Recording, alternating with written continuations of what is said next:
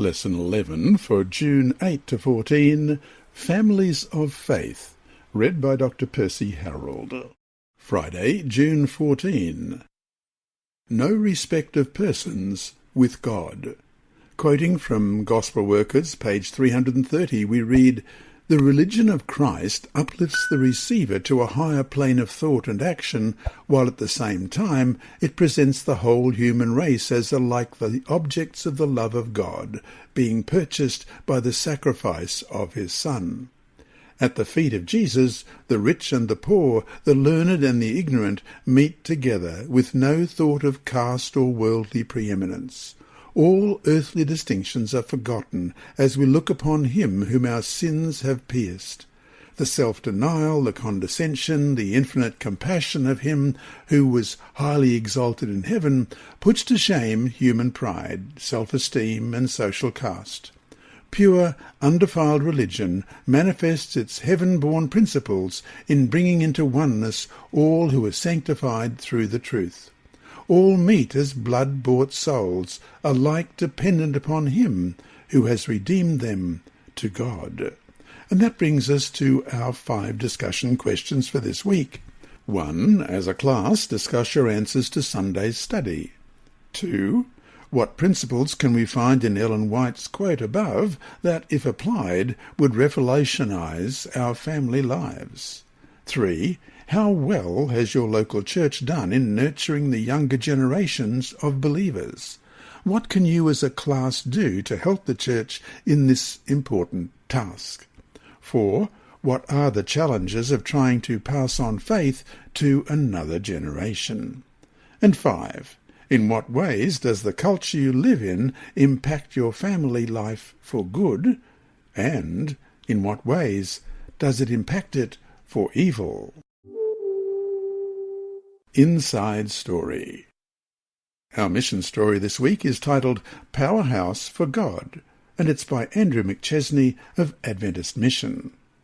An elderly man stopped in Delsey Nicely's family-owned store in rural West Virginia with a request. "I'd like to see you in church this Sabbath," he said. Nicely didn't want to go.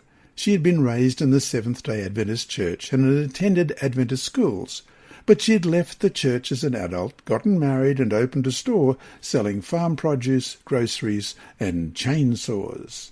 Still, she didn't want to flatly reject the man, Kester Erskine, whom she had known since childhood.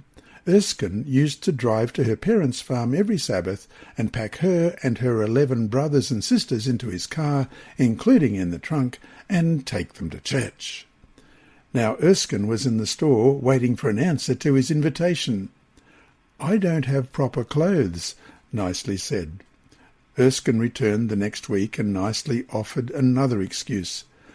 "Okay, I'll go if I'm not sick," she said. That Friday she was hospitalized with a serious blood clot.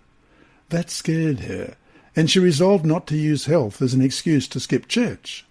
2 weeks after the hospital stay, Erskine stopped by the store with a book, National Sunday Law, about how the Sabbath was changed to Sunday. Nicely read the 94-page book by Adventist pastor A. Jan Markison that afternoon, marking the pages as she went along. She read the book again that evening and a third time the next day. She thought, "I went to Adventist church school and academy, and I know all this. Why haven't I been in church?" "I couldn't think of a good reason," Nicely told Adventist Mission, "so I went to church and haven't missed a Sabbath since then."